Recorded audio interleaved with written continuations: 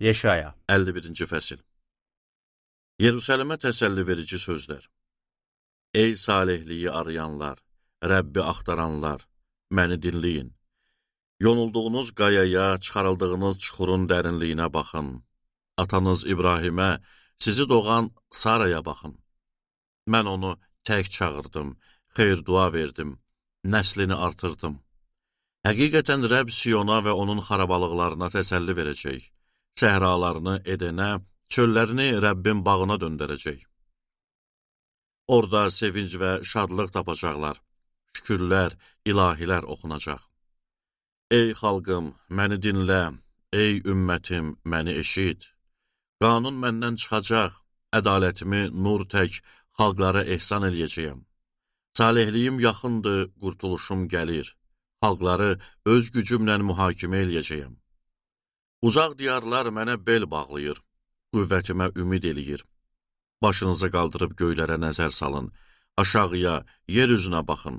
Çünki göylər dağılacaq tüstü kimi, yer üzü paltar kimi köhnələcək. Beləcə, yer üzünün sakinləri də qırılacaq. Lakin mənim xilasım əbədidir, salihliyim sonsuzdur. Ey salihlikdən xəbərdar olanlar, qanunumu qəlblərində saxlayan xalq, mənə qulaq asın. Adamların məzəmmətindən qorxmayın, onların söyüşlərindən dəhşətə düşməyin. Onlar güvənin yediyi paltar kimi məhv olacaq. Qurdun yediyi yun kimi məhv olacaq. Lakin mənim salihliyim əbədidir, qurtuluşum nəsillər boyu duracaqdır.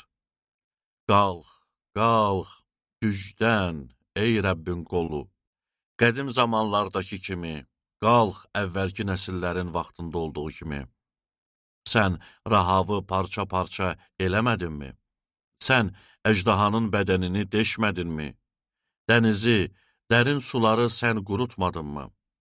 Satın alınan xalqının keçməsindən ötürü dənizin dərinliklərini yola çevirən sən deyildinmi? Rəbbin satın alınmış adamları qaydacaq.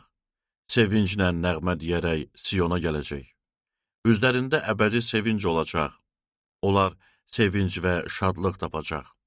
Kədər və qəm-qüssə yox olacaq. Rəbb deyir, sizə təsəlli verən mənəm, mən.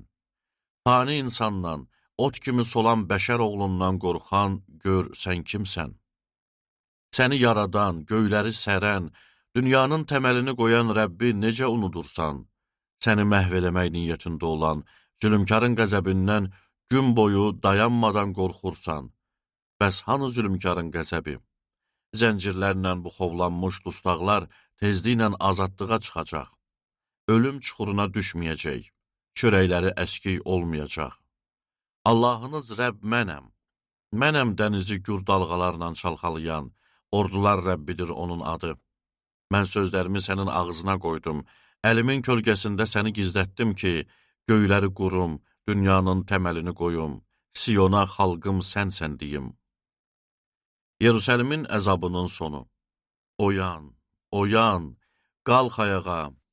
Ey Yerusəlim, sən ki Rəbbin əlindən qəzəb kasasını alıb içdin, sərxoşluq kasasını axıra qədər boşaltdın. Doğduğu bütün oğullardan ona yol göstərən, böyütdüyü bütün oğullardan ona əl tutan olmadı. Bu iki bəla sənin başına gəldi, dərdinə kim şərik olacaq?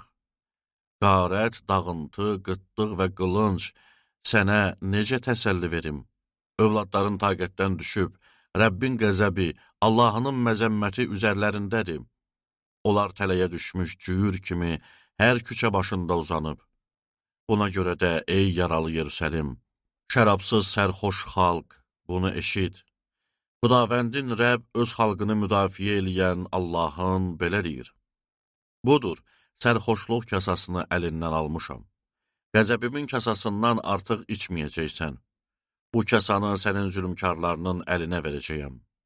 Axı onlar sənə belə dedi, uzan yerə üstündən keçək. Sən də kürəyini torpaq kimi, yol kimi elədin ki, üstündən keçsinlər.